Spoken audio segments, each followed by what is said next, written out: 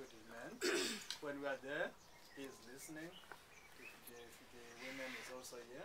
But when we left, that's when now he started to shout to the mother and also call the relatives of his relatives to say that no more talking of condom, HIV in the house.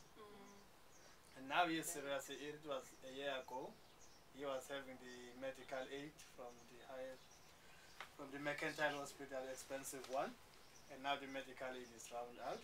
And also he's taking the extra leave which the union providing for them as the workers. But now he's sick at home. And the family even now, they don't want to appreciate, to agree that he's HIV positive. He needs assistance. Yeah. Instead, they take you to Sangoma there to say, now give him the body who is bewitched by the mother, the next door person.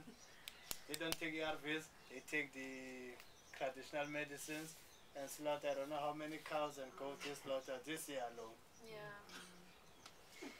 So this particular target is very, very resistant to our messages. We might send him 1,000 messages telling him about HIV, telling him about ARVs, telling him to take his medication. But I think that SMSs is perhaps not the right kind of intervention for this person. Yeah, I think I recognize the story that you're telling, and I think also a lot of men, particularly in rural areas, are getting very negative messages about themselves. They're hearing from political leaders, they're hearing from other men, from NGOs that they are bad, that they're the cause of the problem, that they're the wife-beating, drinking, unemployed, useless people. That's what they're hearing. And so to target those men by now telling them you must be doing this, or you should do that, or you must change, is not going to have any effect at all.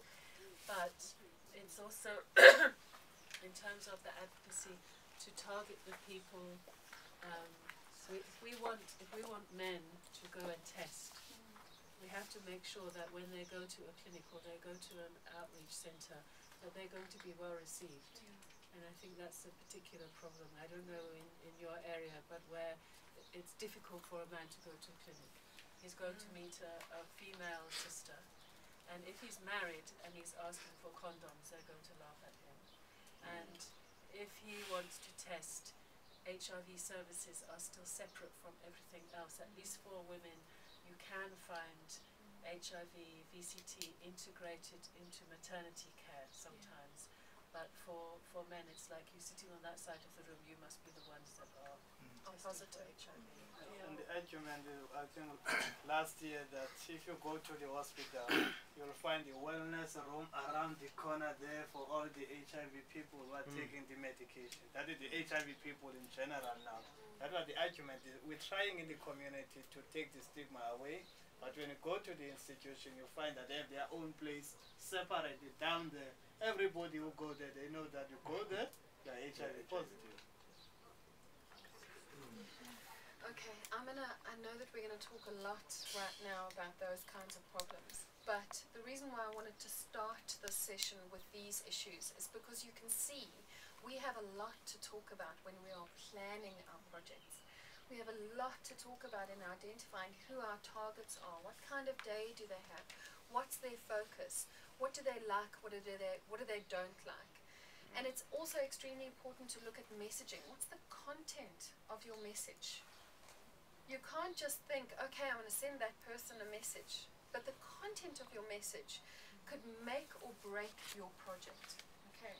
So the reason why I wanted to start with all of this before I go on to the tools is because the technology can do anything you want. Basically, technology can do anything that you want.